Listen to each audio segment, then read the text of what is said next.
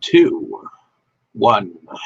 Hello, ladies and gentlemen, and welcome back to another exciting episode of Delusions of Grandeur. I am your host, David Stregi, but here in the room with me, I have my buddy Boris, all the way from Croatia. How are you Hi, doing today, my friend? I'm fine, thank you. How are you? I'm doing okay.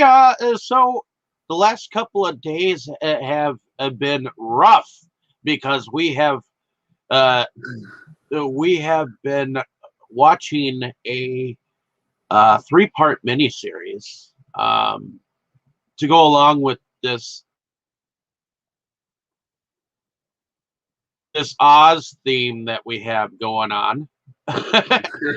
Indeed. um, and it is the miniseries is called Tin Man.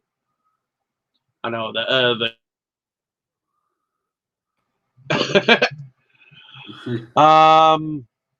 but the series is directed by Nick Willing.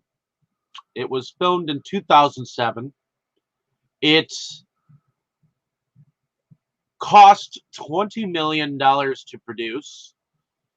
The first part of the miniseries was one of the highest rated program in its time slot at the time, with 6.4 million viewers at the time. Wow. Um, uh, and the miniseries itself was the highest rated miniseries of 2007. It was also nominated for 9 Emmy Awards, and it won one, and it was also nominated for a Critics' Choice Award. The critics gave it a mixed a review at the time, some praising the acting, soundtrack, and video effects, while others found it overly grim and bleak.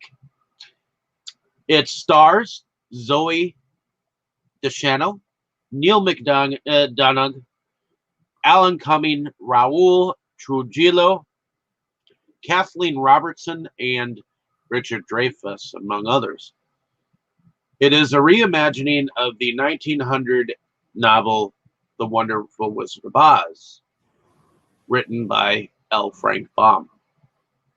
Um, and This particular miniseries focuses on the adventures of a small town waitress named Gigi, who is pulled into a magical realm called the OZ, ruled by the tyrannical sorceress Ascadelia.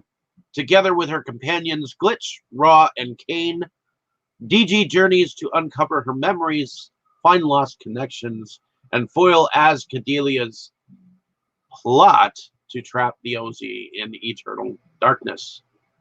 So, first impressions of the series. What Well, was your first impression of this series? Was this a first time watch for you? yes and no. I watched each episode twice in the past few days, once alone and once with you. But yeah, those were my first times watching it. And I would say it's a pretty good mini series, an interesting modern reimagining of Wizard of Oz. Well, at least as far as I saw it, as far as I saw the story in the 1939 movie, which we discussed, this seems like pretty interesting reimagining. Maybe one thing I would point out as a flaw is that it's a bit of a generic fairy tale, which is a rather common thing nowadays. But yeah, it is what it is. It's a reimagining of a very old story. So when we look at it that way, it's not really that much of an issue. It's still very good.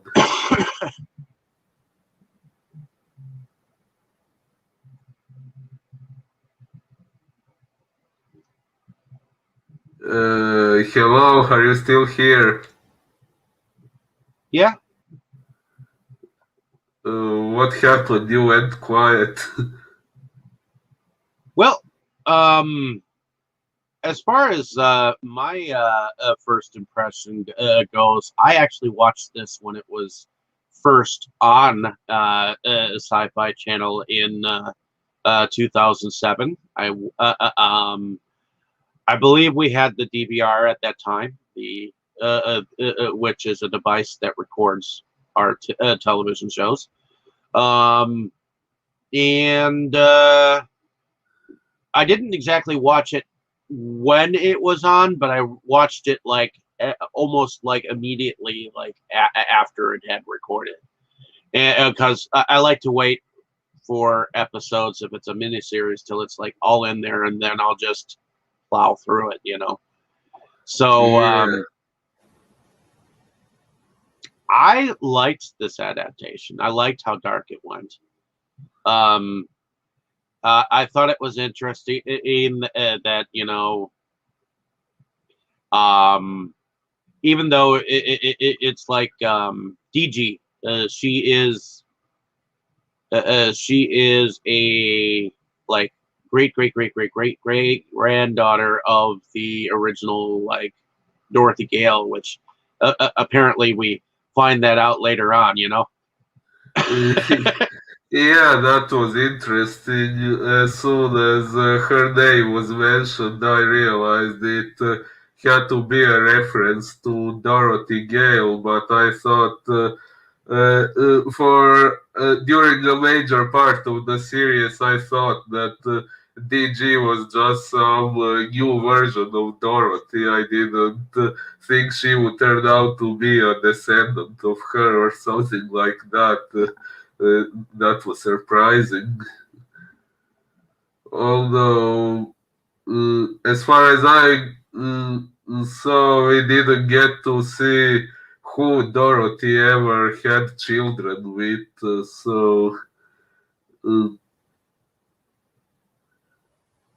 Uh, Hello.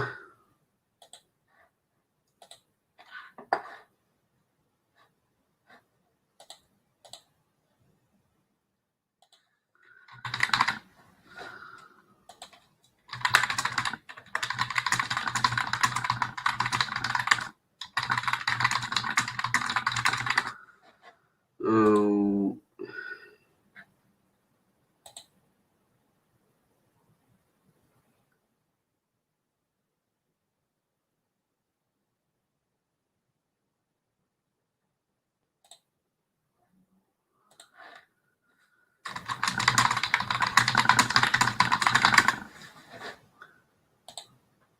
uh, Sorry about this, ladies and gentlemen. oh, welcome back. What I was just messaging you on Facebook to ask what happened.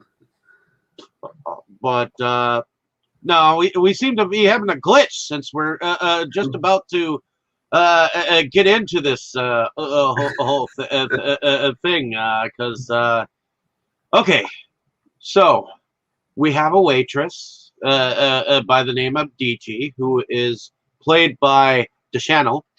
Um, and I guess she lives with whom she thinks is her mother and father, but um, we find out that these are nurturing robots later on. Spoiler alert, ladies and gentlemen, because Oh we yeah, are going to spoil the shit out of this thing for you. of course. But she is she wakes up from a dream, is late for work, and I guess she just so happens to have like a bad day because apparently she rides a motorbike to her cafe, and I guess the cop that noticed her speeding ended up uh, eating at her diner, giving her ticket, and uh, yeah. we find her going home, and she talks to her mother and father, who apparently her father Um, seems to be the kind of person to take care of these like old machines that are on the farm. Um, and he also tells her about like the where they used to come from a lot.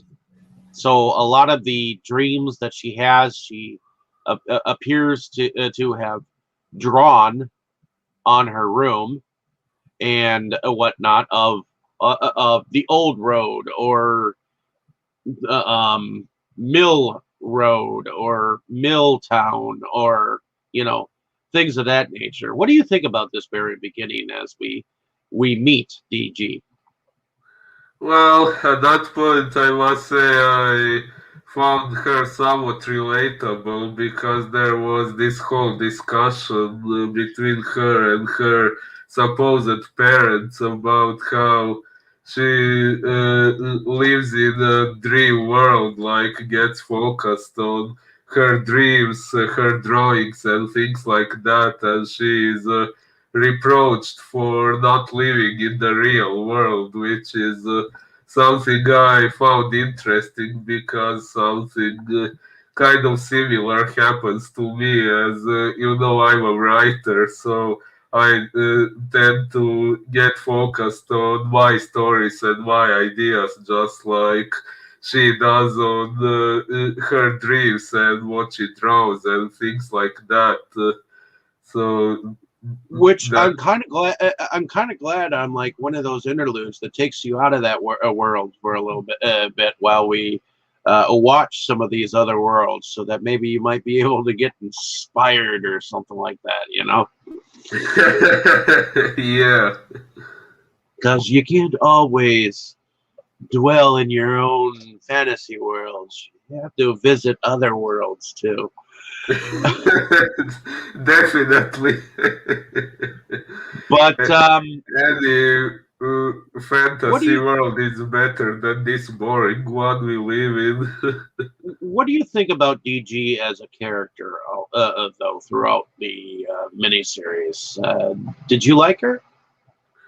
Yeah, I did like her. I like the fact that she is not a stereotypical perfect fairy tale protagonist. Like she is properly fleshed out, and there are moments when we find out that there were some moments in the past when she made some mistakes that led to the whole thing happening, unlike in some other fairy tales where the main character is completely innocent and there is a villain who just happens to be there and does bad things because why not? And in this story, we actually find out that the main character also, although unintentionally, contributed to everything that happened, which was pretty interesting. On the other hand, at the same time, we also meet as Cordelia, which apparently she is in the OZ or the land of the OZ, and she is like the right now the main like leader or ruler of this land, and she rules it by an iron fist, so to speak. But she is on the lookout for an emerald, uh, apparently, because apparently there is uh, a legend or some kind of a mythos that supposedly one can uh, rule them all or something like that, in a sense, um, where we have, an eclipse that is happening, and supposedly if she has this emerald at the exact same time this eclipse is happening, she might be the one to be able to rule the entire or whatever. What do you think about that mythological, like somewhat? It's almost like a prophecy. Uh, yeah, actually, that whole subplot about the emerald somewhat reminded me of an anime show that I really liked in my childhood and also later on, actually. Um, mm, Sailor Moon, you've possibly heard of it, where there was a similar subplot about so-called silver crystal that had some magical powers, and in almost every season, the bad guys were trying to get a hold of it in order to either rule the world or destroy it or something like that. Okay, I can see the similarities in that. Yeah, But ultimately, I guess there's a lion-looking like creature that Ascadelia takes and uses to see the future or the past or whatever. I guess these lions in here are more like um, telepaths. You know, they're magical creatures that can see certain images if they touch certain things. And she's able to look at these images by hooking them up to like wires and shit like that, and forcing these images forward by her magic or whatever.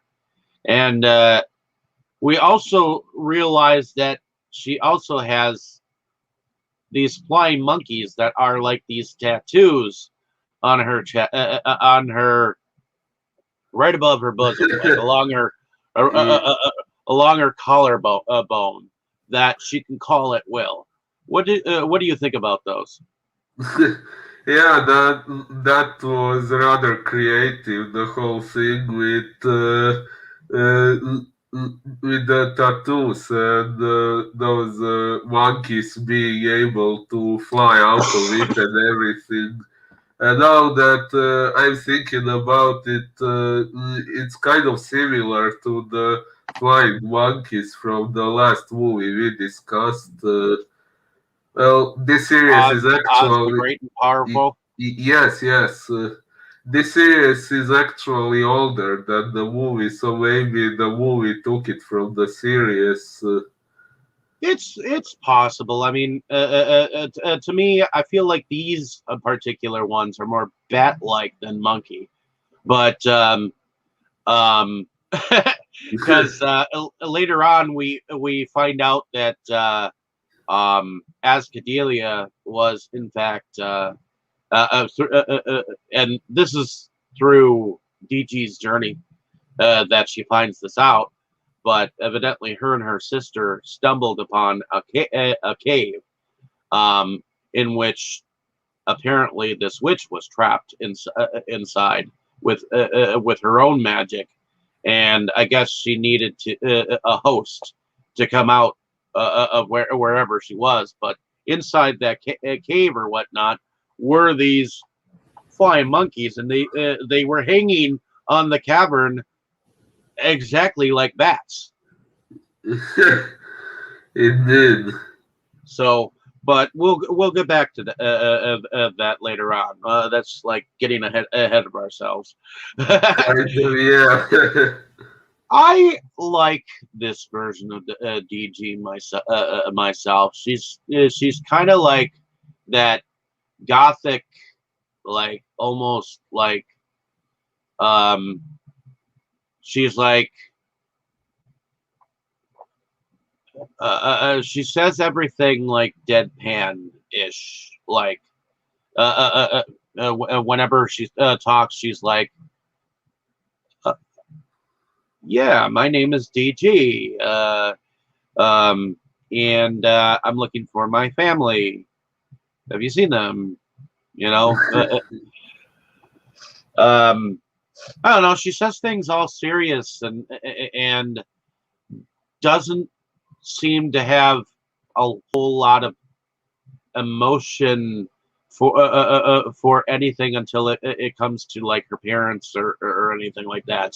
So I feel like the way she speaks is more um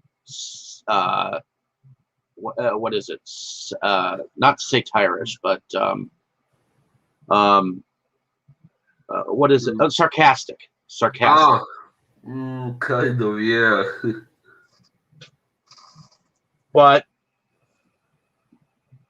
in any case, I guess there is something that uh, the the lion, which I guess his name that we find out is Lyle.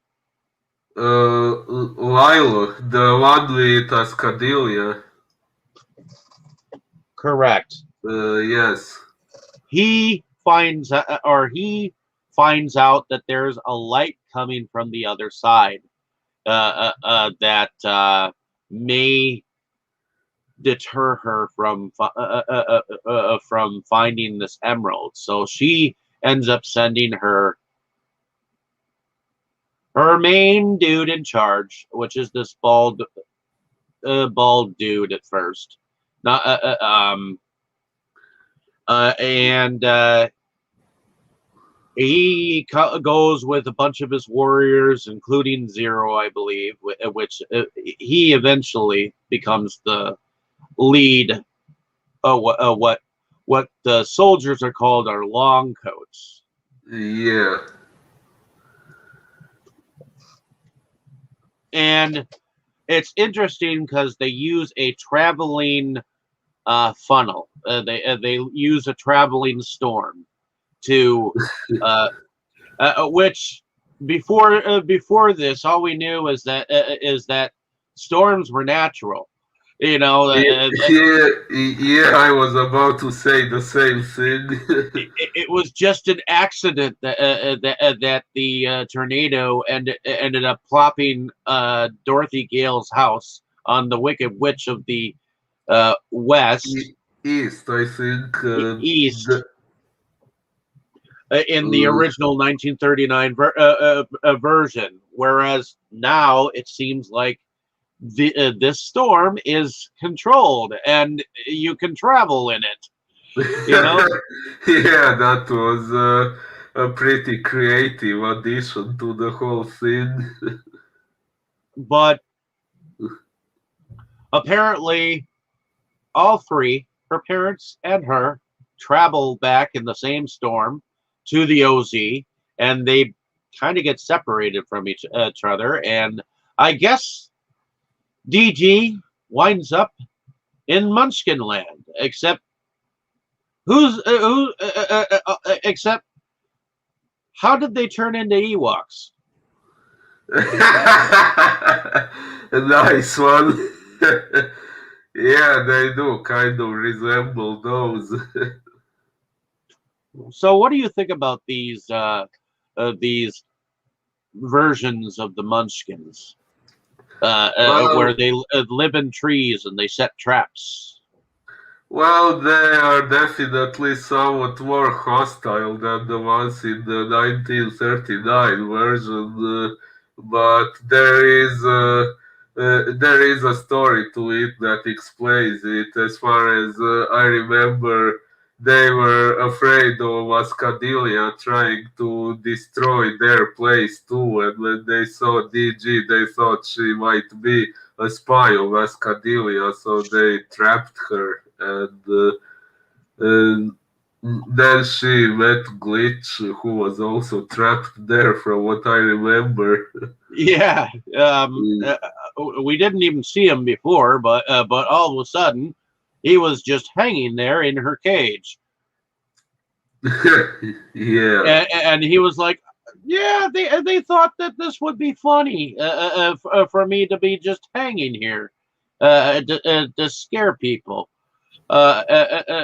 So she somehow got him down, and they she that's when Zero's men showed up because by this time the head dude had come back and told her that DG and well, whoever they had gone after had escaped from him using the same traveling storm, and she's like, you know what, I'm done with you, so I'll take your soul. uh, but we realize that she's a little bit more frightening than she was at first, because now she can like take your soul, like literally, like straight from your body. What did you think about that aspect of her? Yeah, it was kind of scary when you put it that way. And yeah, it did make her seem a lot more menacing. Although I don't remember exactly what it was in the first episode, but I remember there was some detail that made me think there might be some twist about her, that maybe she will turn out not to be pure evil after all. But yeah, no. I'm also getting ahead of ourselves. Uh, No, but that is when she promotes Zero, which um, Zero comes into play over time. I've seen the guy who plays Zero in several things to myself. Zero is played by Callum Keith Rennie. Um, and we find out shortly after, well, once she um, meets Glitch, which Glitch was, like we said, hanging in her cage, and uh, after they escape from the Munchkins, he says he can help her find the main road or whatever she needs to find. But she realizes that they have only gone in circles. yeah, Um, for an hour or so. because he has tripped over a tree stump that apparently they have already tripped, or he has already tripped over. But it is at this point that she um, hears something, and she goes and investigates. And it just so happens that there's this scene of these long coats, as we learn that they are. Apparently, they are attacking this man, and it looks like they are about to kill this man's wife and child. And it's at this point that DG runs down the hill and tries to help this man. Well, um, her she runs right through them, and I guess realizes that these are just images that are replaying for a man that has been trapped inside what looks like an old nautical suit, that which you would almost think that it would take you underwater, but it almost looks like an Iron Maiden of sorts. Except this man is filled with water and or whatnot, and apparently has been in this thing for quite some time, reliving the past. What do you think about this whole um, scenery here? I mean, it was definitely very vivid. Yeah, well, at the very beginning, when DG thought the replaying imagery was actually happening at the very moment, and when she just ran into it to interfere, I thought that was a rather reckless act on her part, because if those things had really been happening at that very moment, she would have probably gotten herself killed, because she was just a human with no superpowers, no weapons, nothing, and she would have run in the middle of those people who would have probably been able to kill her easily. But Yeah, yeah. that was one annoying part of her. She seemed to rush headlong into things instead of thinking things through. Uh, well, I didn't quite think of it as annoying, but a bit reckless on her part, yeah. Well, But to me, if you constantly do something like that, like on an adventure thing, normally you're like the first person I wish was dead. Um, I don't wish death on anyone in real life, but when it comes to a movie or a TV series, it's like if you're gonna put yourself into situations without thinking things through, then you deserve to die. You know. Then your death is inevitable, and then we can have a better, smarter person like survive. You know, oh my, that's one hell of a way to put it. but it was um, it was definitely an um, interesting scenario.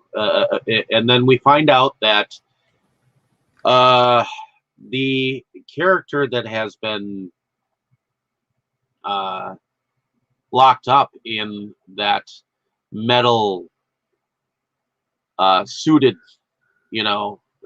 thing, we find out that he is in fact a Tin Man, um, which apparently in the OZ is a man who used to be a secret policeman on the forces of the uh, Wizard of Oz. Um, the so What did you think about the fact that the Tin Man was in fact not a man of metal? Well, actually, he was in something of metal, but in reality, he used to be a policeman, and that's why they call him Tin Man. Yeah, that's a very radical change of his original character. The difference is much bigger than between the Scarecrow and his counterpart in this story, which is Glitch. They are much more similar to each other, in my opinion. This whole thing about not having a brain and things like that. Well, okay, Glitch supposedly had half a brain and he lacked the other half. But Well, according to the Tin Man, he was called a head case, uh, which apparently that's what the OZ does to people that are against the realm. They take their brains from them, and in a way where they almost like a living zombie. So it was apparent that there was a zipper on his head, and I thought that was kind of funny. When they first met, she was like, your flies down." yeah. Except it's not exactly in that other head. You know. Indeed. Um, but um, I thought that was an interesting aspect. Instead of him his head full of straw, you know, a zipper where his brain should be. Yeah, as far as I realized, it turned out that he So, was also human at one what point. did you think about when? Well, okay,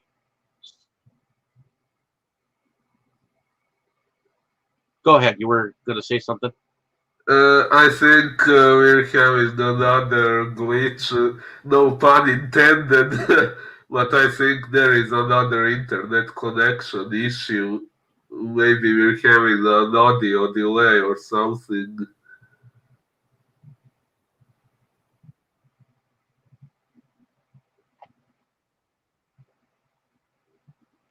Go Oh, let's see.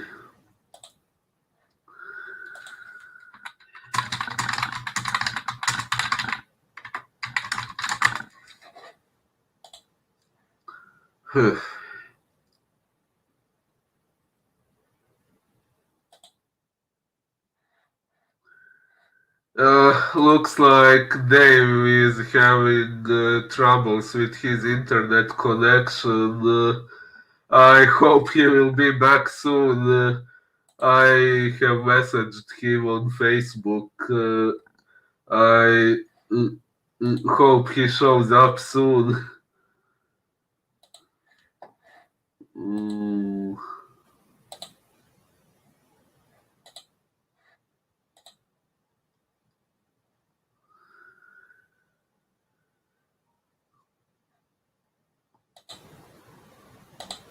mm. Hello, Dave, are you here?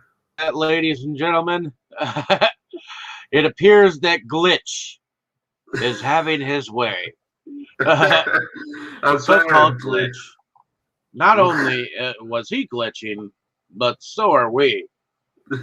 Yeah, or at least uh, either your internet connection or mine, although I You think there, this time Boris? it's yours. Yes, I am, but maybe we're still having some glitches. Well, in any sorry about that. I guess Glitch is having his way with us. Apparently, yeah. No, apparently, one of the things that glitches has happening to him is his synapse issues, where he'll repeat things from time to time. He'll repeat things from time to time. He'll repeat things from time to time. Wow, very, very nice impersonation. but this is the kind of character that you have. And Glitch is played by Alan Cummings, and uh, I think that he played this to a T. I mean, he definitely surprised me with some of his moves later on in the series. I mean, for someone who seemed to be so awkward at first, he surprised me with knowing some kung fu later on, or at least some fighting tactics, which came into play later on. But ultimately, when they had freed uh, the Tin Man, um, he at first was reluctant to take them along, but he was on his way to the OZ anyways, and so because I think that they rescued him, he took he basically agreed to take them where they needed to go, but he had his own things that he planned on doing. Know that he was free. And as far as he was concerned, his wife and children were dead, so he had a revenge plan. Mm, of course. But along the way, they run into these spider creatures that apparently have um, engulfed a creature in their webbing because Oh they have yeah. run out of food. Um, so I guess they rescue this creature that I guess he's kind of like a lion, and his name is Raw. He's more like in between like a werewolf and a lion or something like that. He's definitely an interesting character. And Yeah, his suit is definitely better looking than the Cowardly Lion was in the 1939 version. pretty much. But yeah, that was an old movie, and at that time it was probably a lot more difficult to create a character like this and make it look realistic. Yep. But we find out that Raw is a very emotional character. Um, Partially because he can see things. You know, if he touches people, he's very impressionable. At least at first, and I know that he has doubts. Um, but I guess from his kind, he's been ostracized. You know, he's been an outcast because when he first gets captured, the two of his kind were like, he's not one of us anymore. You know, so it seems like he has been an outcast of his his um, so-called race of creatures.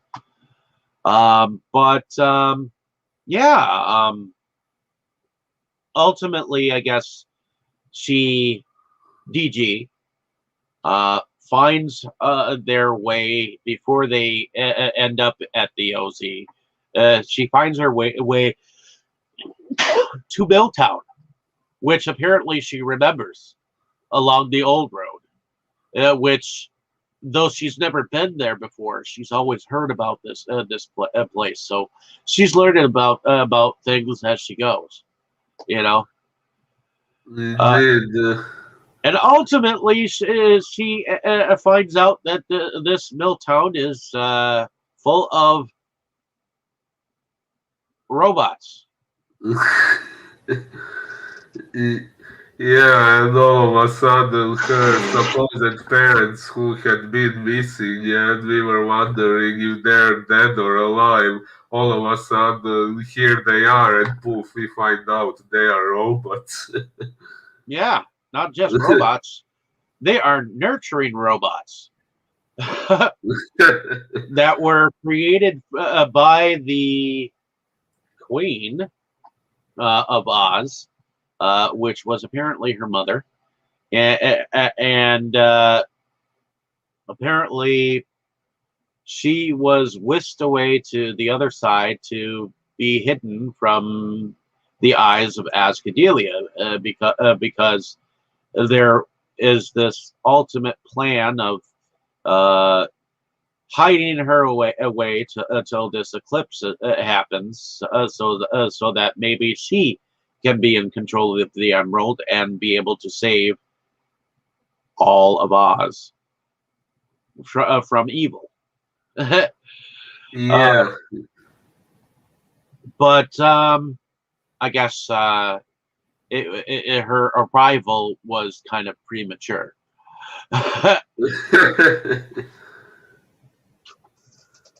And I guess there's a robot in here that was tasked with giving her some kind of a magical like brand on her hand, oh, which her mother had tasked to give her, because apparently this thing on her hand will lead her to where she needs to be. Indeed, eventually it turns out to be some kind of a key, if I remember correctly. Well, yeah, a magical key in order to open many things that she realizes. But before that even happens, there is there is the moment where they actually end up in the OZ uh, through this carnival van of a past criminal that apparently the Tin Man has known before. Um, and they go to a show that the Wizard of Oz is putting on. What do you think about the Wizard of Oz? I'm sorry. Well, they definitely made some radical changes to his character as well. There is the whole thing about him being some sort of drug addict, from what I remember, which was apparently Ascadilia's fault. But Yeah, apparently he cannot perform his thing without inhaling that substance. I forgot what it was called. I forgot what it was called too, but Mm, it was Ascadelia's favorite um, drug of choice, I guess, or something of that nature. It was uh, something of like fumes or uh, whatever. It brought him to a certain level of, and it seemed like the people in the audience were enjoying his performance. And it looked like a speakeasy, that which would have been like in the like early 30s or something like that, you know. Uh, yeah, maybe. Mm, mm, but mm. I guess well, the Tin Man goes off in search of Zero, while those three attend the show. And I guess those three end up going backstage to see the wizard.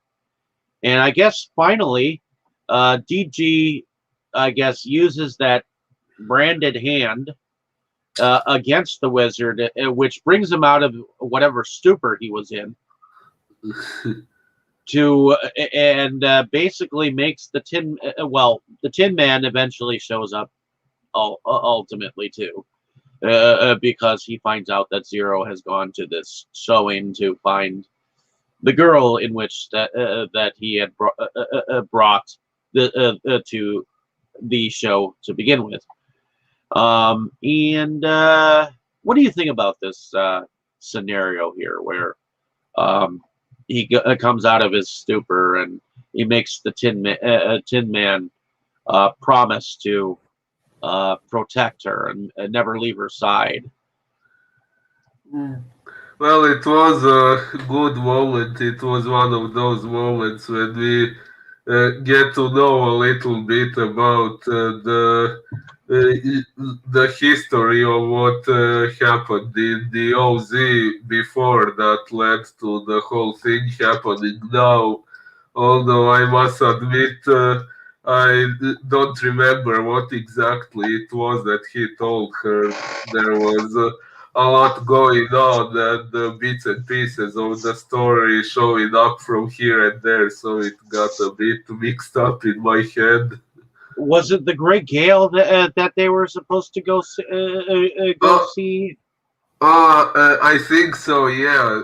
He mentioned something about the Great Gale, and maybe he spoke about the Emerald too. really not sure anymore. I'm sorry. Yeah, that's okay. He basically mentions that she is on the look for the emerald, and in order to do so, you must go through the Great Gale. Um, which I guess shortly after this, they travel in the wagon to like this ice tundra, like ish like area, where apparently in a snow rock face, um, is apparently this place is full of ice, and she uses her branded mark that opens these doors, and these doors open to this like great hall looking thing. And it's shortly after this that I guess she they're in this room with mirrors, um, and Raw says bad things happened here, and he ultimately goes to the mirror and shows a bit of the I think this is where we get the whole scene where Ascadelia and her have gone into this cave, um, and how the witch has possessed her and shit like that, Or is Mm. this the part where she realizes, finds out that she was dead, that she had died once? Oh, yeah, yeah, yeah. That's when we find out that when DG was a child, Ascadelia, or who we thought was Ascadelia, killed her, and the mother sacrificed her power in order to bring her back to life. Correct. So all of her powers and the secret of the emerald were stored inside her mind, inside DG's mind, which restored her life, but aged her mother severely. You know, Yeah. it's like she gave up her powers, and doubled her powers with DG, with whatever powers she had. You know, Mm. Indeed, that kind of explains the visual difference between how she appears in DG's dreams and how in reality. which by this point we have now figured out that Ascadelia um, actually has her mother um, um, under magical kidnapping in circumstances, where I guess she's got her like in this place that looks like it's got this like lake and gazebo area, and I guess she's locked her away for all time, for the time being, and so she can appear and disappear wherever this is that she has her, and talk to her whenever she wants, and like put her through all kinds of natural cause, like she put her through all kinds of brain at one point. Indeed. And I guess she goes to her and was like, "Why are you keeping secrets from me?" You know, and all that jazz, and the fact that you know that DG is even alive, because as far as she knew, she was dead. Because she remembered her being buried, and so she she actually went to the cemetery in which she was supposedly buried and uh, uncovered her grave, and it was empty. So, what did you think about all of this? The fact that DG was had in fact died at one point in time. Yeah, that was definitely surprising. So, if I understood and remember correctly, until that point, Ascadelia didn't even know that her mother had brought DG back to life. Or did I mix something up? No, I don't think that she had known who it was that was alive until she had sent her flying monkeys after them to see what they were. What they were. I mean, it was up to this point that the flying monkeys were keeping track of them. You know, Yeah. but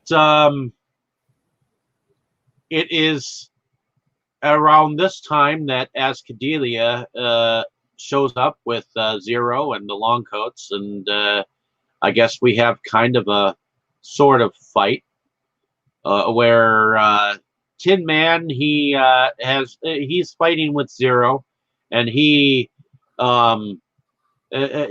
basically falls out the window into the water, the icy waters below.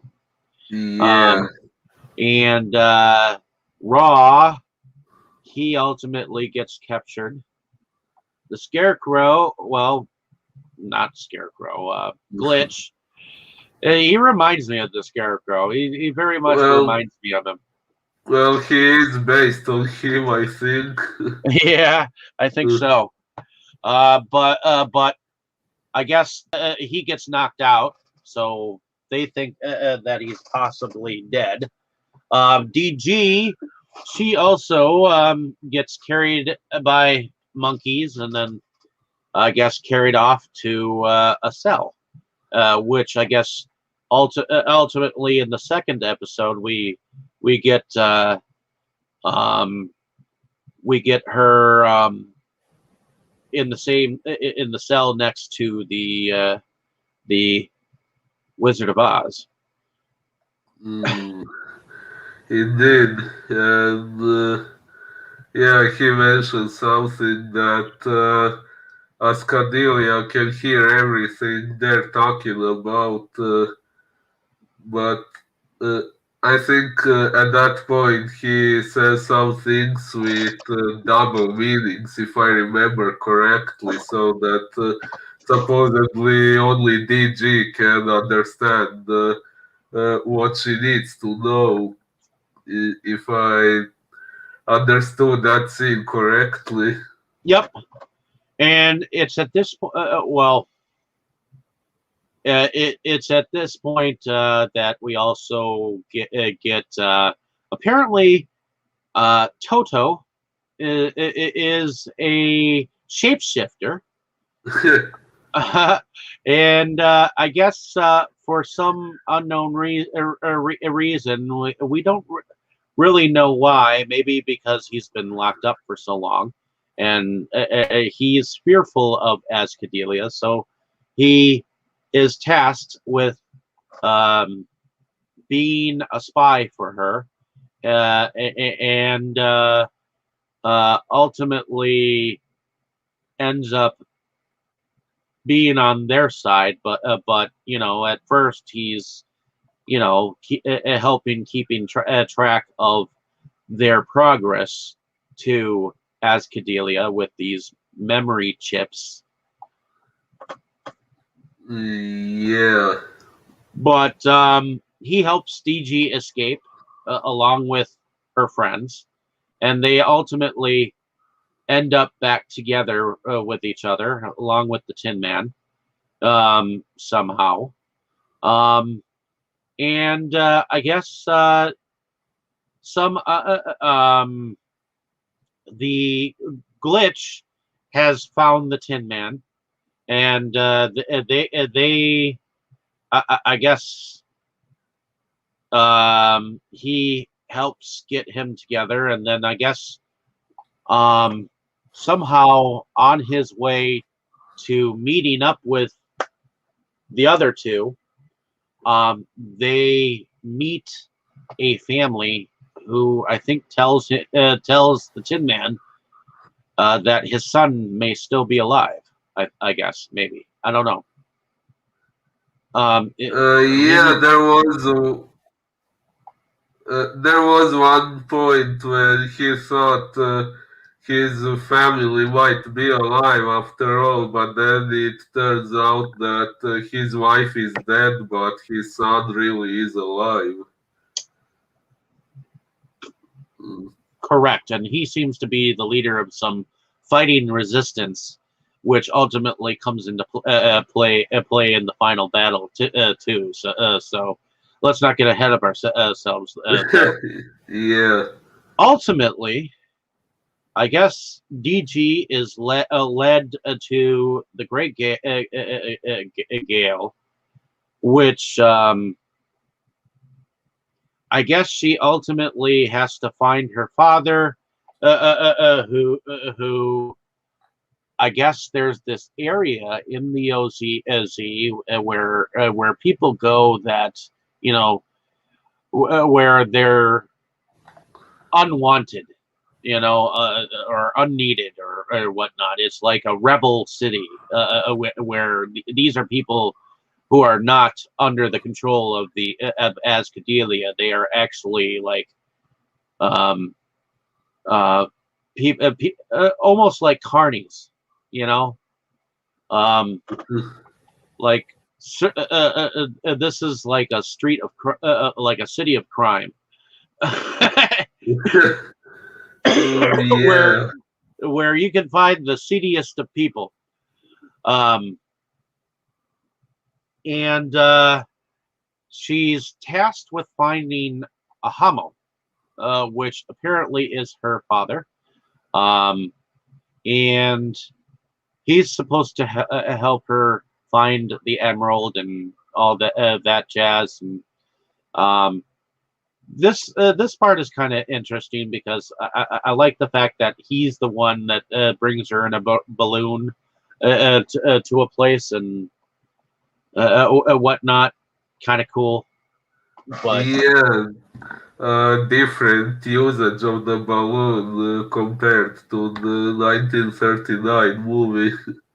well, and we get some imagery in between hand all the while this is going on that the sisters have gone to that cave like and whatnot, and that that mistake that you mentioned in the very beginning where she had actually left her behind with the witch, but she was also very young at the time, and I guess her family never came back for her or whatnot as Cordelia.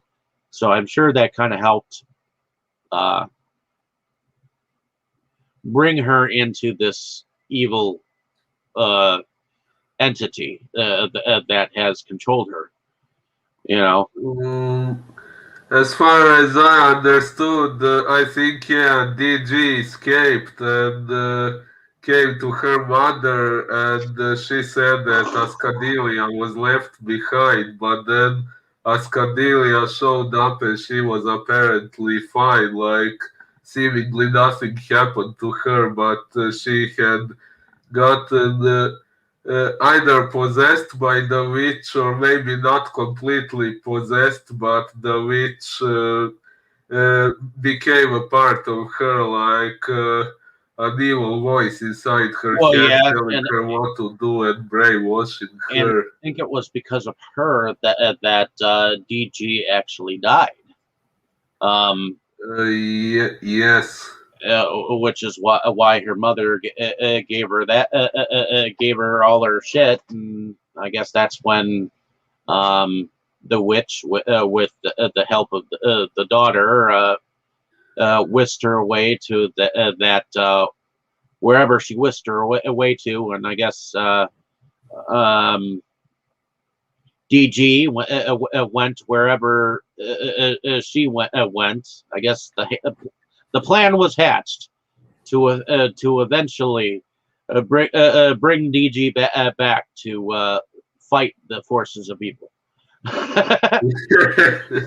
Yeah.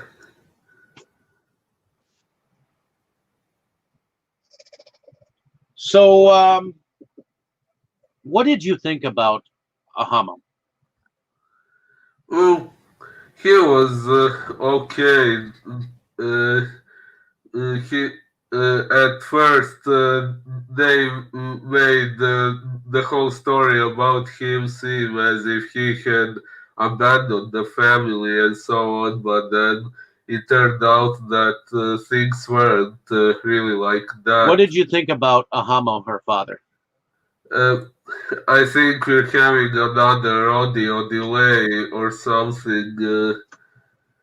Can you still hear me?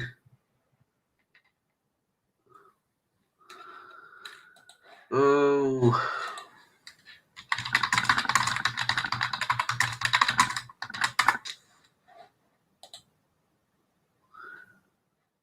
Mm.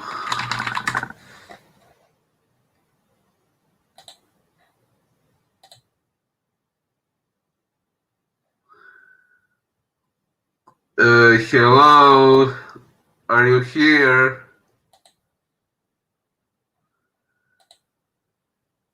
Oh,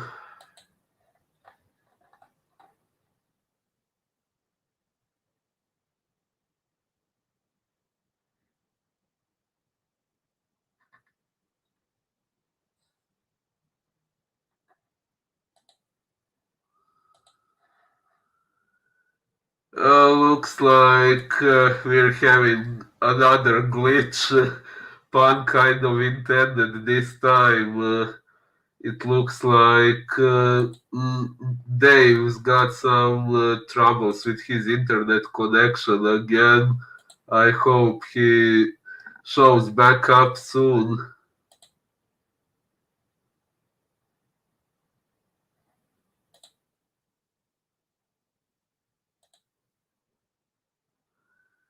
Looks like he might be back soon. Hello?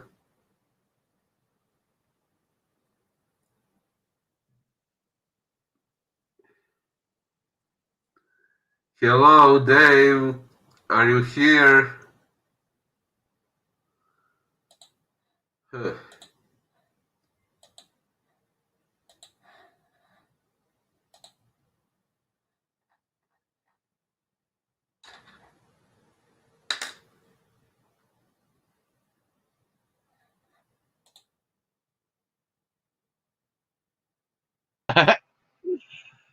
Hey.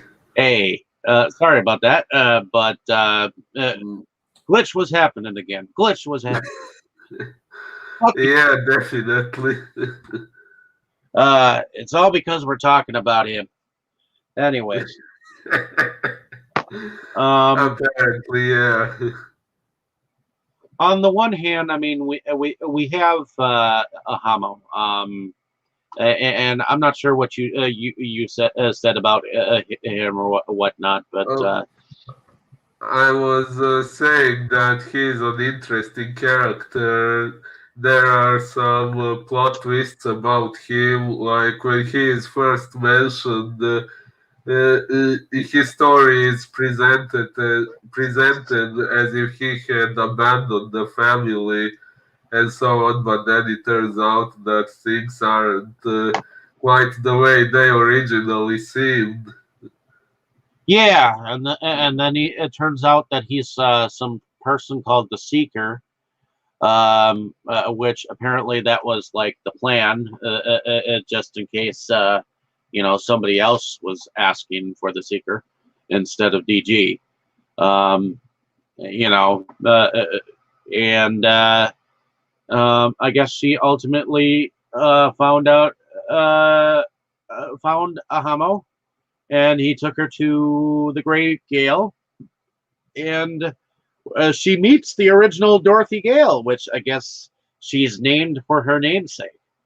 Um, and she meets her in Black and White Kansas, where we actually get her with the original silver slippers, which in the original story of L. Frank Baum's, they were silver, whereas Disney had the ruby slippers. Not only Disney, the 1939 movie, I forgot which company made it, but in that version, there were ruby sleepers I as believe well. it was MGM at the time, but Disney now owns it. So, Yeah, I think. which Disney tends to own, like to own everything. That's a totally different story. Yeah.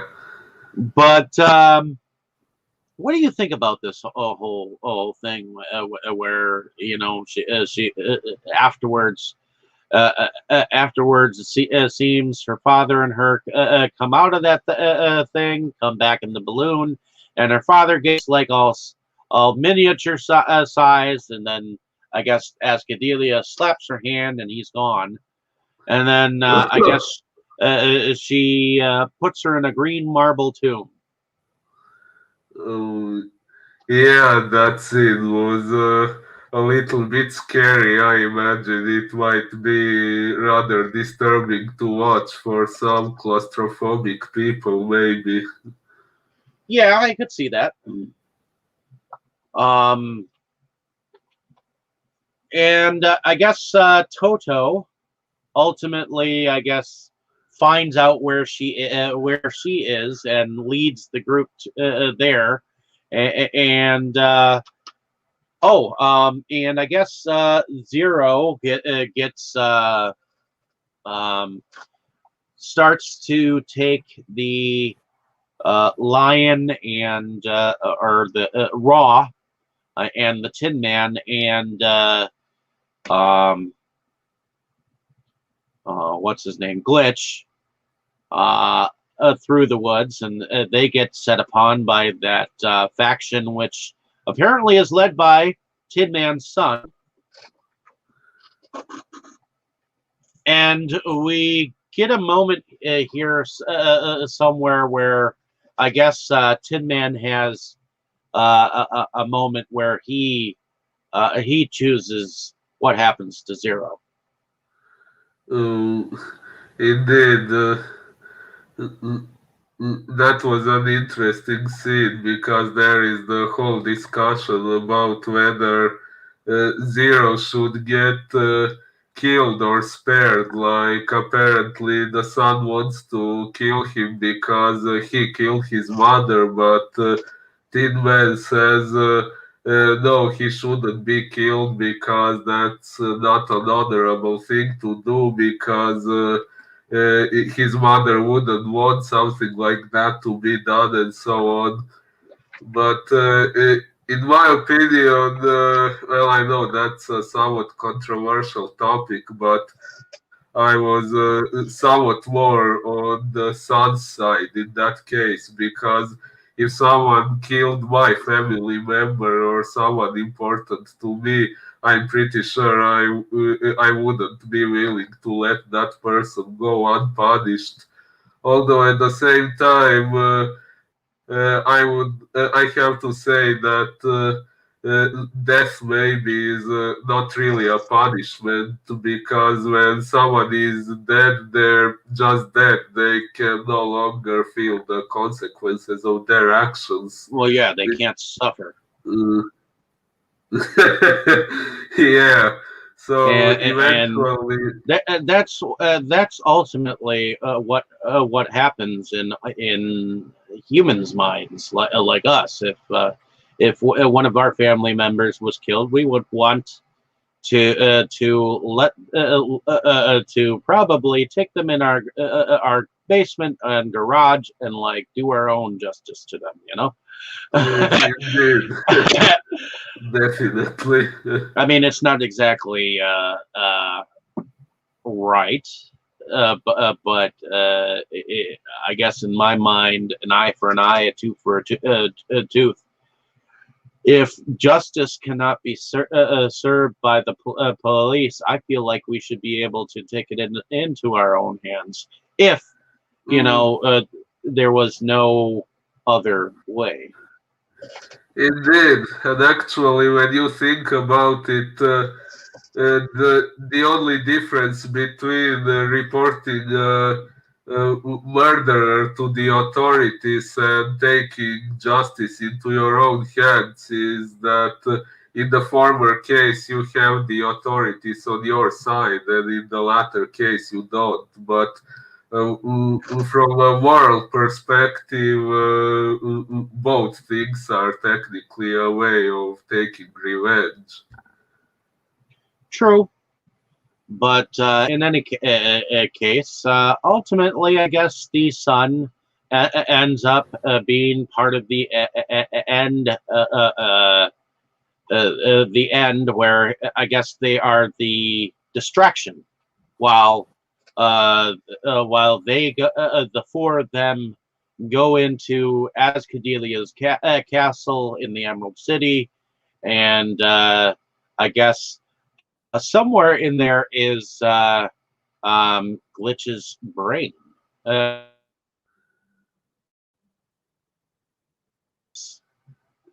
to how to shut this machine down.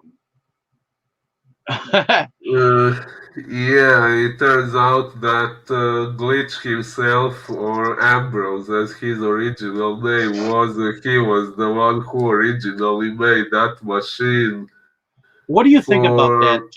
that jailer that has that like stick that has the electrodes and shit? It looked like some kind of a weapon where it was to tame people. People. He kept sticking it into Lyle whenever he wasn't doing what Ascadelia was telling him to do, and he Oh, tried to. Uh, what do you think about him? indeed, that was rather terrifying. And if I remember correctly, was it overstressing Lilo with that thing that eventually killed him? Ultimately, I think it was whatever he.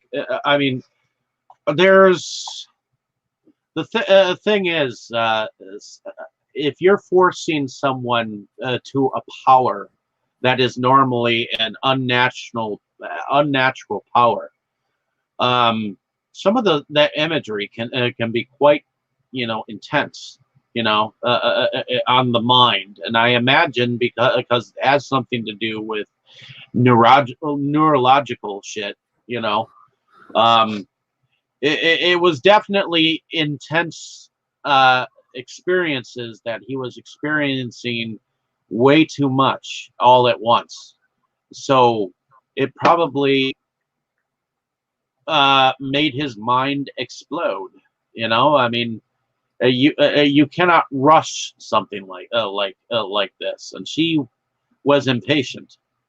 She wanted to Yeah. know the shit now, like immediately, and he wasn't going fast enough. So, and it's not that he didn't want to. I don't think. I mean, he didn't want to perish himself, but she wasn't getting the information fast enough, and that's what eventually killed him. Oh, I guess, yeah. It was too much for him, the information, and it wasn't. I think the electric stick that the dude kept poking him with, but it was more or less he couldn't take that much imagery all at once like that. It was an immensely powerful experience, and I think it overpowered his mind, and he wasn't able to take that much at that big of an intense force of imagery. So Mm, yeah. I mean, if suddenly you had like all these images in your brain and you weren't used to seeing them in your mind, I mean, it's almost like a trauma that that's not your own. I mean, if suddenly like you saw and you felt all the emotions that this person was going through too, know all these emotions that you've never felt before, you know, Oh, indeed, someone actually, someone not used to all this all at once so fast so quick, your mind couldn't take it. definitely. Actually, I included something partially similar to that in my unpublished novel. But in any case, ultimately I guess we get a moment where we actually think, well, there are a couple of things. I remember that Glitch actually found out that he was, in fact, like the second in command at one point in time by that photo in that big hall that we saw of him next to the Queen. Yeah. But we find out that his name is actually Ambrose, while he's connected to his brain, which is kind of weird, seeing his brain in this glass thing with all these like wires connected to it. And I guess he's trying to find the code to shut down this machine. Well, they I guess they realize something is going on. So, dude with the electrode stick um, comes in with some of his soldiers. Now, some the soldiers they get killed, but this dude seems to overpower all of them at once. But ultimately, um, at one point, it looks like the Tin Man might actually have to shoot his brain. Uh, Oh, yeah. but I guess they get the upper hand, and he's ultimately able to put the codes in. And meanwhile, the Ascadelia is outside on this balcony-like thing, waiting Eclipse. for the eclipse. And I guess she has melted the emerald down into this pendant looking thing on her neck. Um, which, what do you think about this scene where DG has come to confront her sister and whatnot? What do you think about that whole scenario there? It was pretty good, actually. That was the culmination of the whole story. Like the struggle for bringing the original Ascadelia back and defeating the witch. And yeah, so she was standing there and waiting for the eclipse, and when she was in possession of the emerald, apparently she would have been able to make that eclipse permanent, so that darkness rules over the whole land forever, which was supposedly what the witch wanted. But yeah, then DG started to sing a song from their childhood, which was what brought the original Ascadelia back eventually. Yeah, I mean, but also Ascadelia throughout the whole thing was also remembering things from their childhood too, which I think kind of helped bring her to this mindset as well. Because when she was, when she was at the part where she actually found the message that her mother had left DG at that lake and gazebo thing to tell her to go to see Ahamo or whatever. or she was actually having doubts about this whole thing. Ascadelia was. She was questioning the witch's intentions at this moment because that's when you hear her for the first time, the witch. Yeah, that was when we find out that Ascadelia was not maybe entirely possessed, but the witch was inside her mind, like a voice or something, influencing her and twisting her mind and so on. Yep, and ultimately, DG holds out her hand and basically tells her, "Come on, grab hold of my hand. I promised to you that I will not leave you again. Grab hold of my hand." And I guess ultimately she does, and she comes out of it, and the witch was like, "Fine, I don't need you. I can do this without you." And then she realizes she doesn't have the emerald on her. "Curse you! Give me the necklace! Give me the necklace!" And she gets larger and larger, and that's about the time that they shut off the machine, and she suddenly melts. Indeed. What did you think about the fact that she actually melted without water thrown on her? Well, that was probably a reference to how the Wicked Witch of the West ended in the 1939 version. Uh, Although now that you mentioned this thing about the necklace, now that makes me wonder in the last movie, Oz the Great and Powerful, there was a similar thing about magical green stone on the necklace, which when it Yeah, was taken away from Evanora, it took her powers away. No, that makes me and thinking that was maybe inspired by this series. it might have been. You never know. I mean, the thing is, uh, because there are different adaptations all over the place about this. Like to me, the part about the how about how about putting you in marble brings me back to when the Gnome King was in fact turning everyone into emeralds. You know, Oh yeah, yeah. in Return to Good Oz. point. In a way, yeah.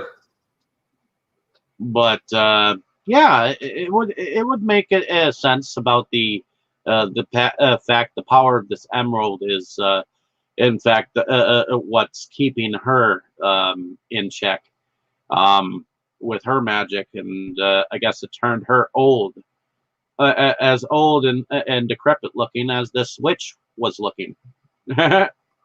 Pretty much.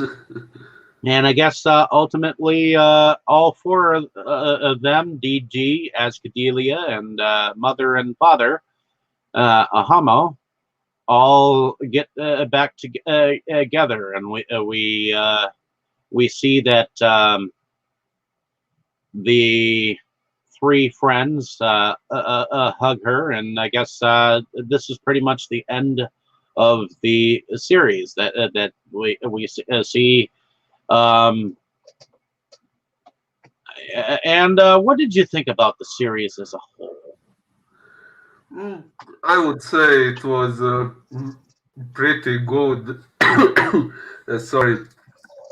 I would say it was pretty good. Maybe there was a lot of things happening in relatively short amount of time, so I got a bit lost at what happened at which point. I lost the track of things a bit. uh, yeah, that tends to happen to me, but yeah, it was pretty good. I thought it was pretty good. I mean, there was definitely a lot of world building. I mean, there were definitely people of Oz that you saw in the background. Like I like the fact that there were a ton of like long coats around. the Emerald City, instead of like just your average like 10 or 20 that you might have seen from like the original Wizard of Oz or whatnot. I like the fact that there were quite a lot more soldiers. Yeah. um, I like the fact that you got to see more people from the Land of Oz. I mean, in the different cities and the different towns, and I liked that that lady that had all those arms, where she pointed every which way. That kind of reminded me of like the Scarecrow when he was telling Dorothy Gale, uh, Ah, "Oh, I guess we could go both ways." yeah. Yeah, maybe it actually was a reference to that. So where is Ahama? Well, he could be all different ways. And then she stepped out and said, "Well, I'll take you to. I'll set up a meeting with the Seeker, and you can go see him." And that's about when Zero ended up capturing those three. You know, so which I think we kind of forgot to mention that those guys were being captured while Ahamo took her off to do whatever. You know, so. Yeah. What did you think about the production? Uh, uh, uh, uh, Mm, well, it seemed okay to me. There were some special effects which were pretty cool. well, Uh, I thought for a lot of the stuff being green screened or blue screened or whatever, I thought that for a lot of the insides of the like the Emerald City and the jails and the stuff around them, where the Wizard of Oz was the city in which they came to some of the great Gale, you know, a lot of it was done on a very. I could see that a lot of it was computerized. Um, oh, yeah, that was a bit easy to notice. Mm, but yeah, I thought that the different places in Oz were represented very well. I mean, I liked the darker edges to it. I mean, it wasn't as bad. It wasn't as bad as the TV series The OZ or OZ. It was called. It was just called Oz, where it dealt with um, prisoners inside the prison of Oz. It went for like 6 seasons, and I think it was in whoa. 2009. It wasn't as dark as that, per se. Um, but for a 3 episode thing, I thought it tied it together rather nicely. I mean, you got to see the Munchkins. You got to see some of the characters that you got to see that there were more lions, lion like characters. I mean, you got to see some more characters like those creatures that um, carcassed Raw to begin with. You know, the ones that they eventually once. See, one thing we didn't mention is that Toto also taught her about her magic when she was a child. Oh, indeed. Yeah. And I guess one of the things that she always mistakenly called him was Toto. Um, but in fact, he was a tutor. Yeah. Actually, there is one thing I was kind of left wondering about that character. Like at first, before we got to know that DG was actually a descendant of Dorothy Gale, then I thought this Toto was a reimagining of the dog character from the 1939 version, and I thought DG was a reimagined version of Dorothy. But when we found out that Dorothy herself was a part of this story, that left me wondering if Dorothy also had a dog named Toto, and if that dog had some sort of connection to this character. It's possible that this particular Toto might have been the dog at one point, because you never know if the if as Cordelia and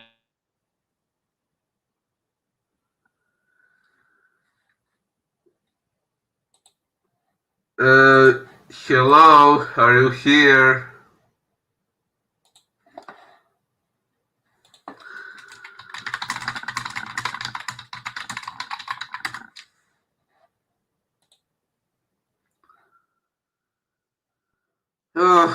Looks like we are having another glitch here.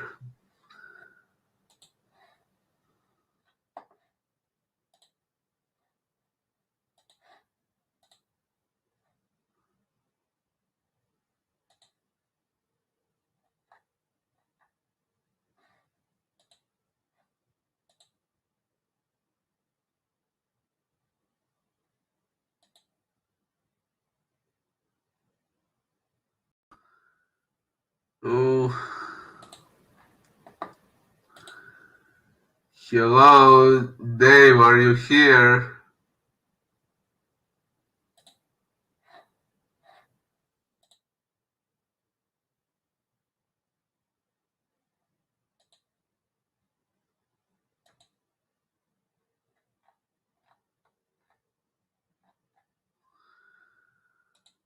Oh,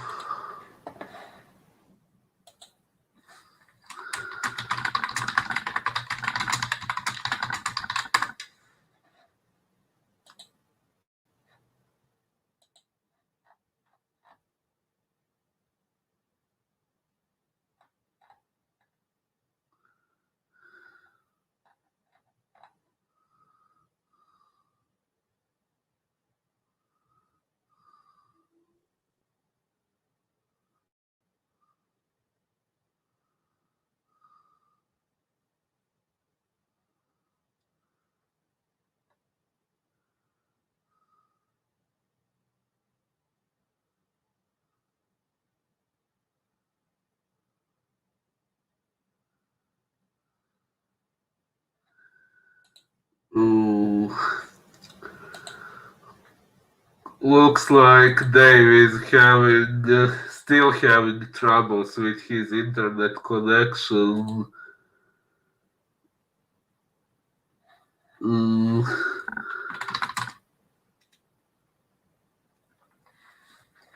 Okay, so I have heard from Dave on Facebook.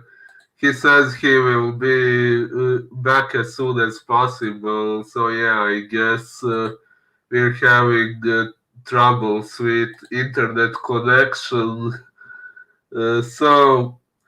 He is asking me to talk about my favorite scene while we are waiting for him. So my favorite scene would my favorite scenes would alrighty, sorry probably about be that. okay. Welcome back. I was about to start about my favorite scenes as you mentioned on Facebook, but yeah, where were we? um, I figured, well, I figured we'd talk about our favorite scenes, and then we'll go into music and whatnot, what we thought of the music. Um, so what would have been your favorite scene if you had something to take from this movie? Well, I somewhat liked the the flashback scenes and the whole thing where we got to know the whole story of DG and Ascadelia about how Ascadelia wasn't really bad to begin with, and the whole thing about bringing the original her back. That was pretty cool, actually. I'm kind of glad that Ascadelia turned out to be good in the end because she was by far the best looking woman in the series. I think one of my favorite scenes was when we found out that Glitch could kick some ass.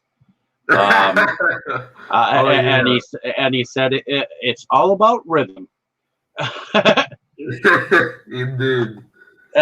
Because all of a sudden it's like he like takes out like half like three quarters of the bad guys with whatever he does, and the Tin Man's standing there like, holy fuck! I didn't know that you could do all that shit. Uh, he even says, you're you're pretty deep. You know that. There's stuff that people don't know about you, eh? And he's like, Yeah, I that guess was so. good. And then I don't know. I guess I like any of the things, any of the scenes with Alan Cummings, but um, I do like the part where he basically tells his son, if you don't have heart, you aren't really you You can't really have be nothing. you have nothing. You know, if you don't have a heart, you have nothing, and that's true.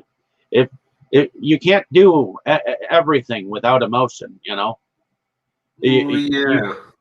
you have to be able to have empathy. Mm, indeed.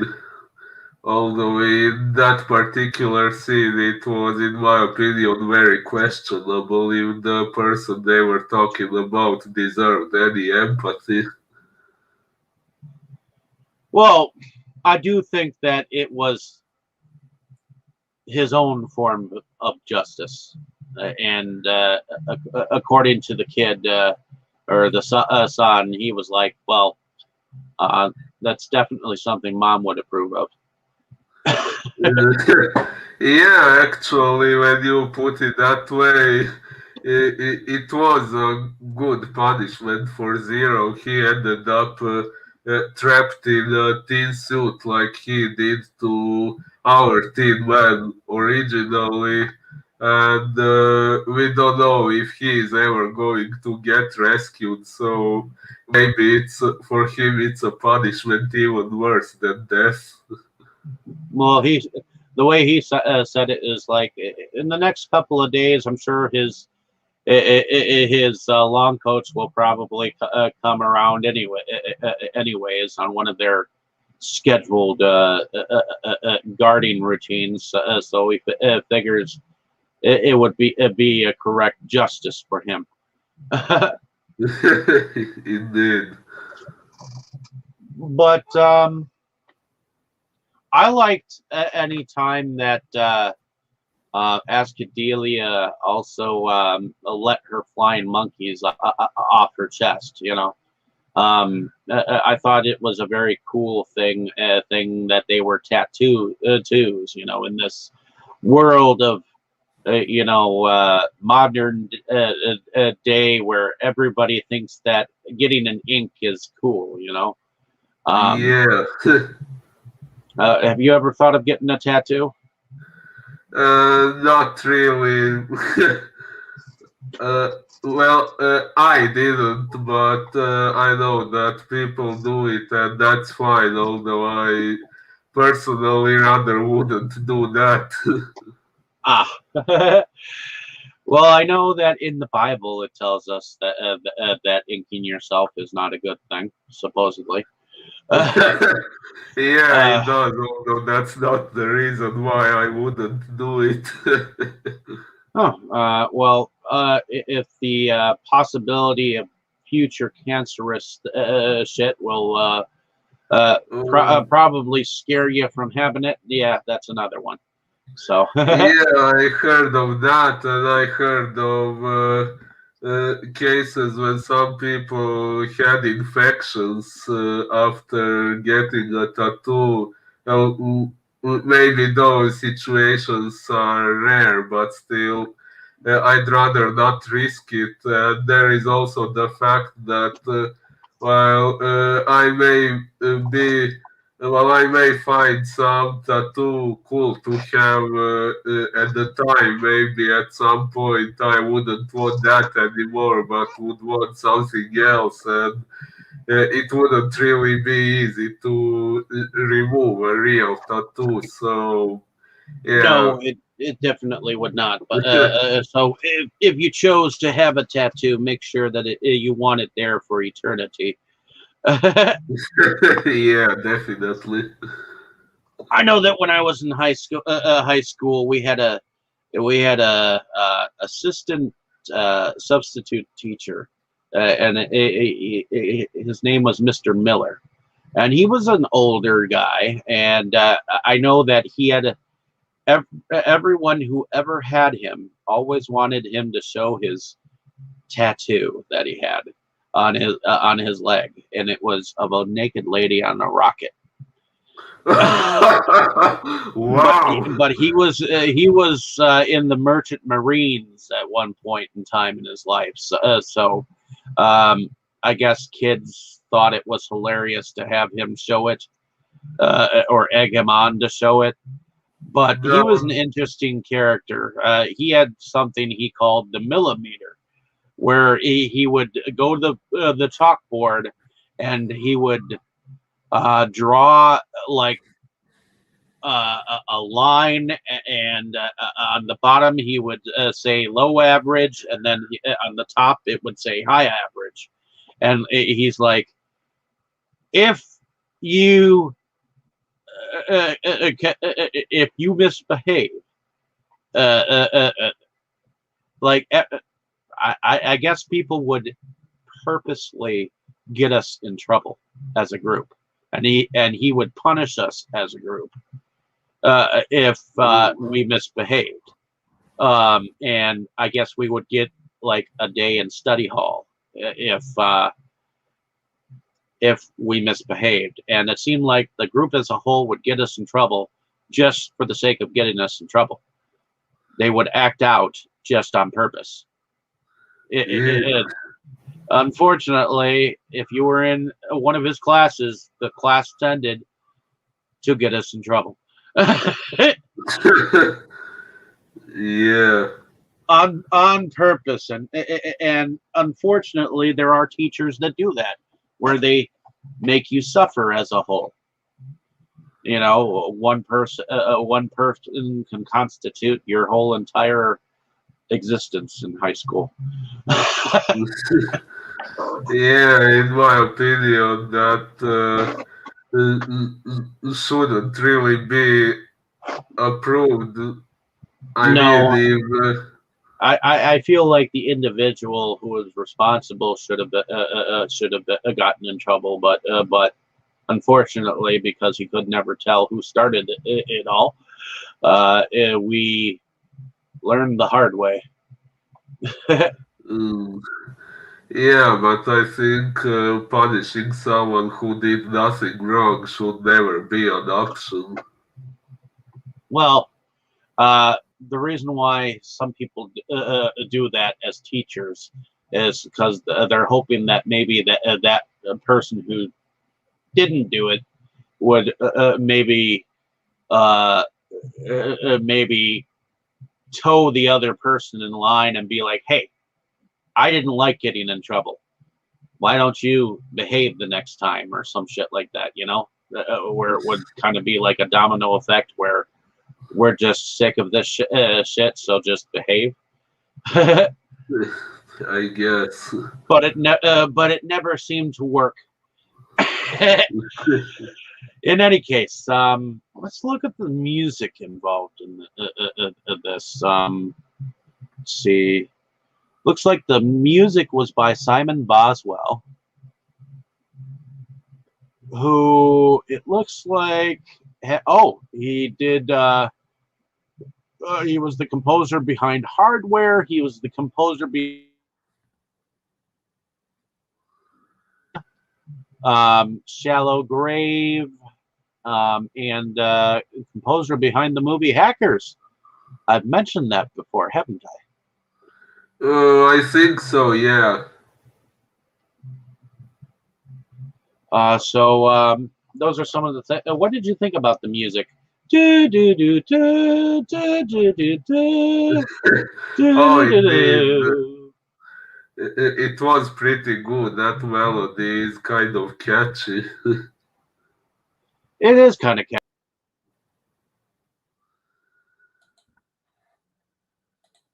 And looks like we lost today once more.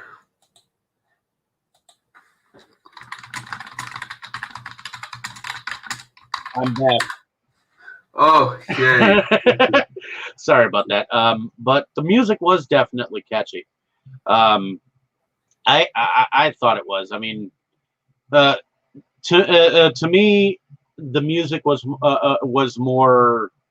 Uh, shall I say you could tell that the music was there, whereas in some movies and some miniseries, the music is more background than anything else. This, you could tell it was an orchestrated thing.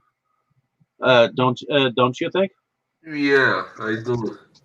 So, but it definitely went with the series. I mean, I didn't see a moment in here where the music actually didn't fly with whatever scenes that were going on. So Mm. I thought it was. I thought it went with it, and it was more pronounced. You could hear it a little better, and it could be something that I could probably listen to in the background of something else if I really wanted to. I could definitely hear the soundtrack again. I get it, yeah. But other than that, is there anything else that you um, okay?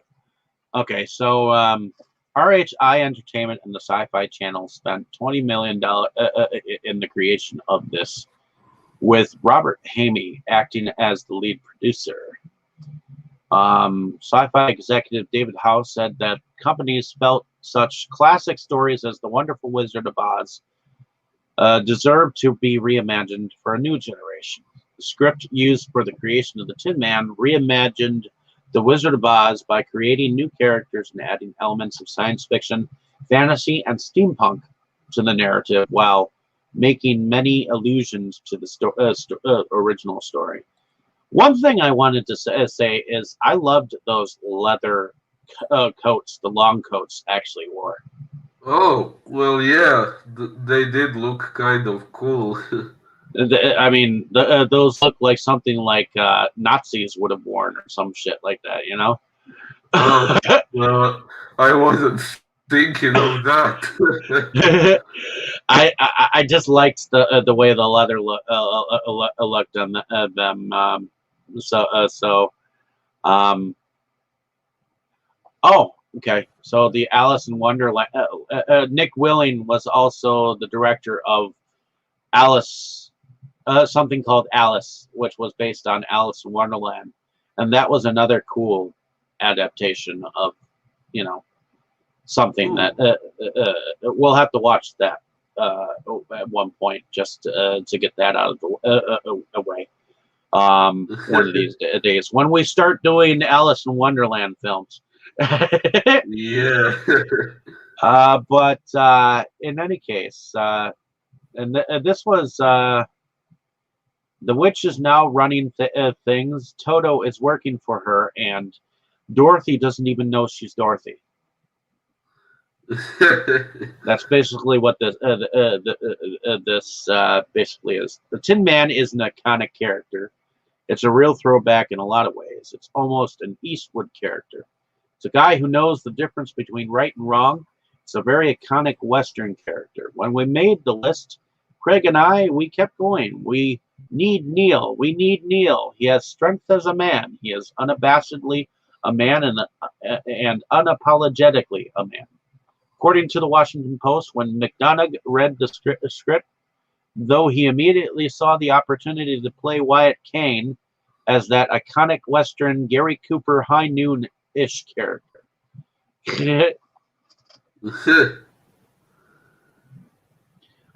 According to the International Herald Tribune, wide-eyed or no, DeChannel didn't want to reprise Garland's pigtailed Dorothy and Tin Man.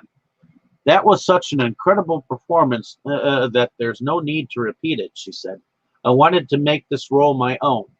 In another interview, DeChannel elaborated that when preparing for a role, she did not rewatch the 1939 film because the whole point was to reinvent it. I wouldn't be interested in just remaking the film. It is such a classic film. I love that film.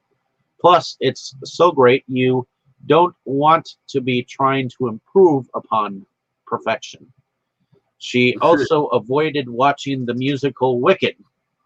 While she may not have wanted to repeat past performances of Dorothy Gale, DeChannel has had an interest in playing the character for much of her life.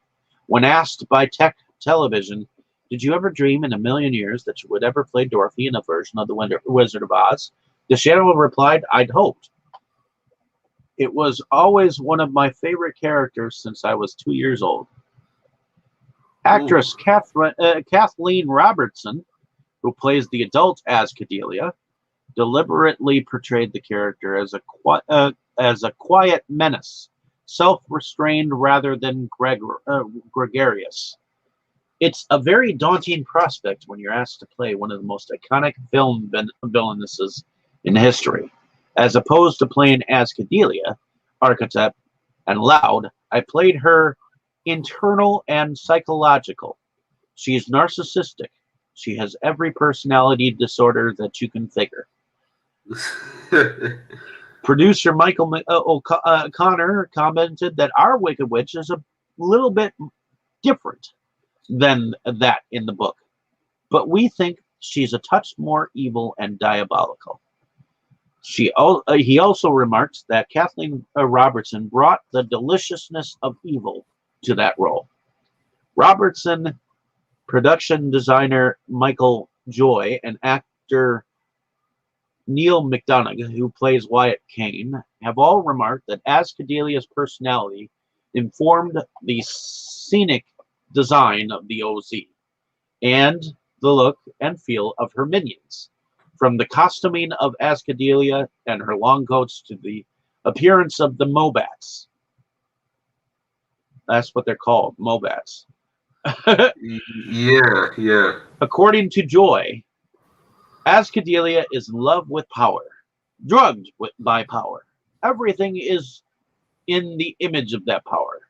He describes the costumes of the long coats as stormtrooper meets leather bar, and the interior decor of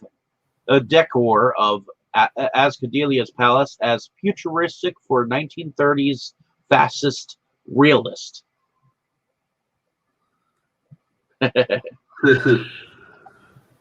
Let's see. I'll do a couple more things here. Maybe some trivia or goops or whatnot. Let's see. Oh, here we go. Throughout most of the first episode, Glitch repeats himself constantly. This glitch is completely forgotten in the second and third episodes. Huh. Interesting point, yeah. After using the butt of his pistol to jam Arrow Day's coin meter, Kane twirls the pistol, then puts it into his holster. The following long shot has Kane putting the pistol back in the holster again. I didn't notice that. In the climactic Neither did I. confrontation, Ascadelia's tattoos disappear and reappear between shots at least twice. Oh, When DG is in the hut and Ahamo with Ahamo and is examining the compass, she is holding it in her left hand. In the long shot that immediately follows, she is holding it with both hands. wow. When the band of friends is forced to walk in the snowstorm from the side, Kane is walking ahead of DG, then Glitch, then Raw. When the angle comes to the front, Glitch and Raw are in the front, and DG, and then Kane.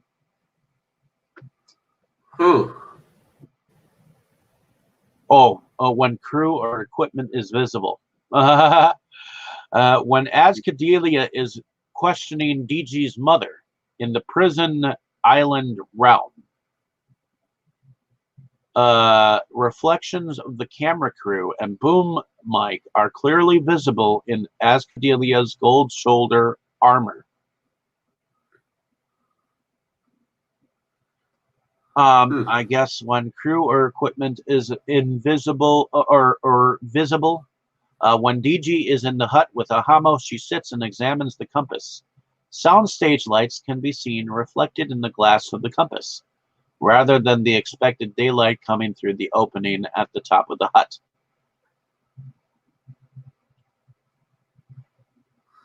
Okay. And trivia. The film broke the Sci-Fi Channel's records by being the highest rated television event in the network's history. Dorothy Gale was referred to as the first in the royal bloodline. In the original books of L. Frank Baum, Dorothy was declared a princess of Oz and adopted as a sister by the ruler Ozma. Oh yeah. In the original Wizard of Oz, 1939, the Scarecrow points in many directions when Dorothy asks the way to Emerald City. In Tin Man, Heir of Day points in all directions when telling the travelers where to find the Seeker. Glitch, who represents the Scarecrow, responds, "And you thought I had trouble with directions." The character Ahamo, the Seeker, explains he is originally from Nebraska. The name Ahamo, spelled backwards, is Omaha, the largest city in Nebraska. Also, in The Wizard of Oz, 1939, the wizard had come to Oz from Omaha.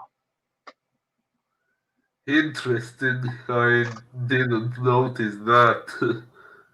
Near the beginning of part 2, DG affectionately calls her father Popsicle, derived from the more common Pop or Papa.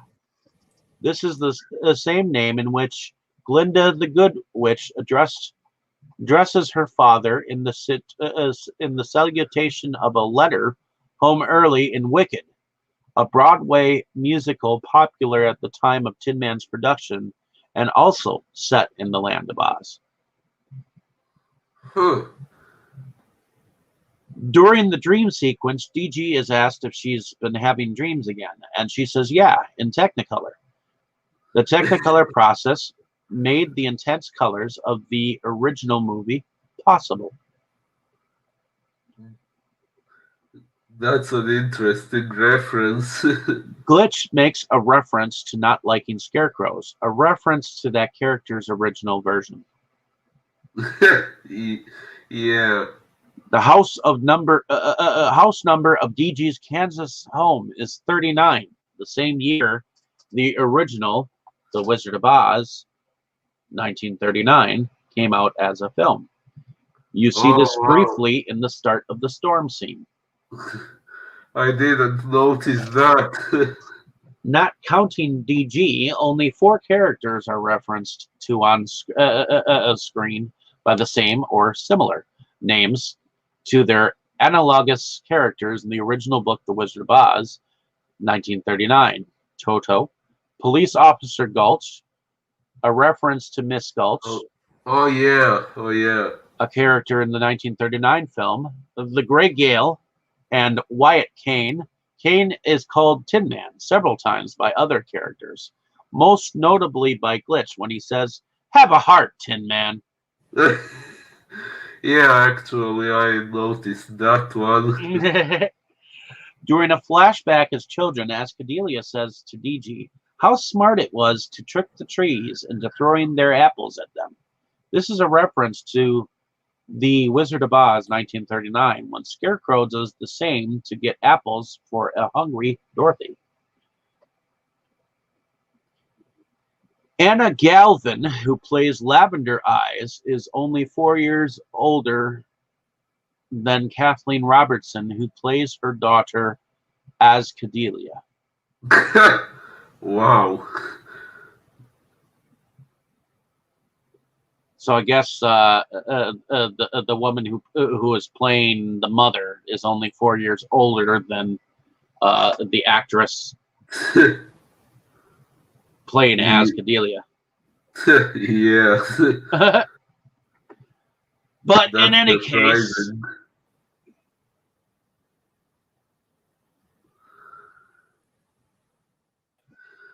I think that's all the time that we have for today, folks. I don't think there's really much anything else, unless you Mm, can think of anything. well, actually, yeah, there was one Can you thing think I of anything wanted. else to add? Yes, actually, I wanted to ask what eventually happened with DG's robotic parents. Like, at the end, we just didn't see them. I don't remember if they mentioned anything about what happened with them. What did you Uh, say? Glitch is happening again.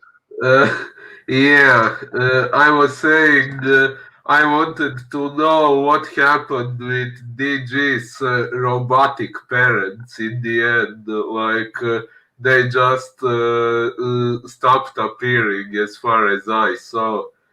Uh, mm, mm, We're mm, still mm, having a mm. glitch. Yeah, can you hear me now? No, looks like you can't hear me. I can't hear you either right now.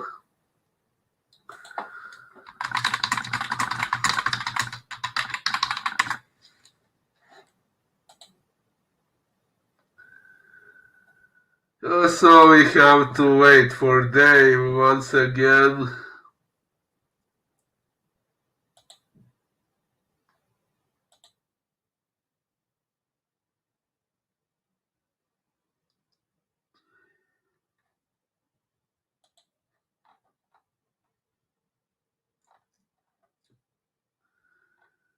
Mm,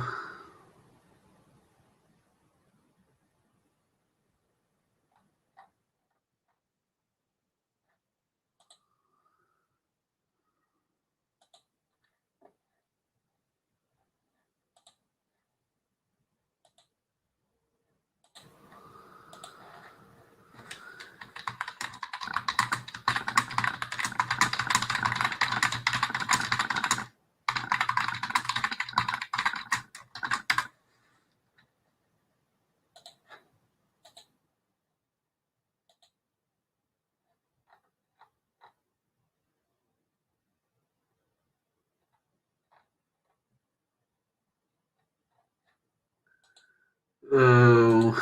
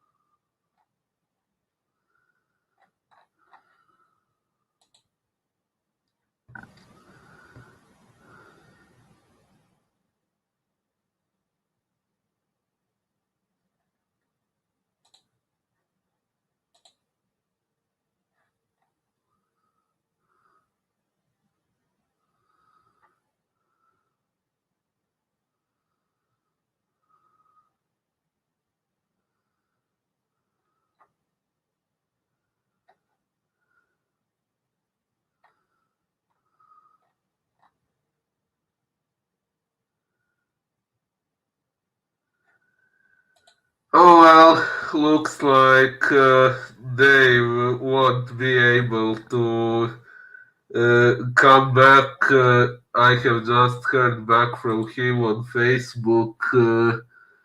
Uh, so apparently he is having issues with his internet connection and he won't be able to return. But that was all the time that we had anyway. And yeah, I had one more question, but oh well, maybe we will discuss that another time. So yeah, uh, since that's it, I hope you all enjoyed our discussion, and I'm sorry about these glitches we've been having. So if you enjoy this, please like, share, and subscribe. And okay, Glitch really must not want us to keep going.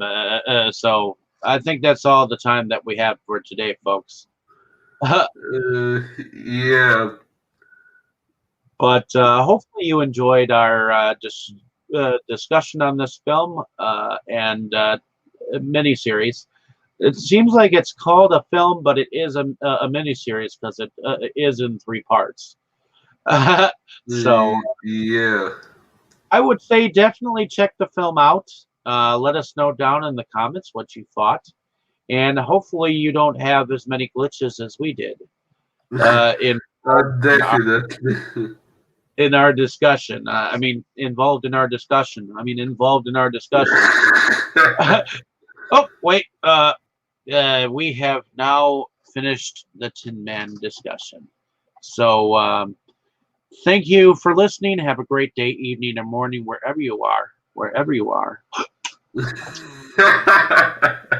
And we'll see you next time on another Oz journey. So, Yes. enjoy your afternoon, ladies and gentlemen. Yeah. Enjoy your afternoon.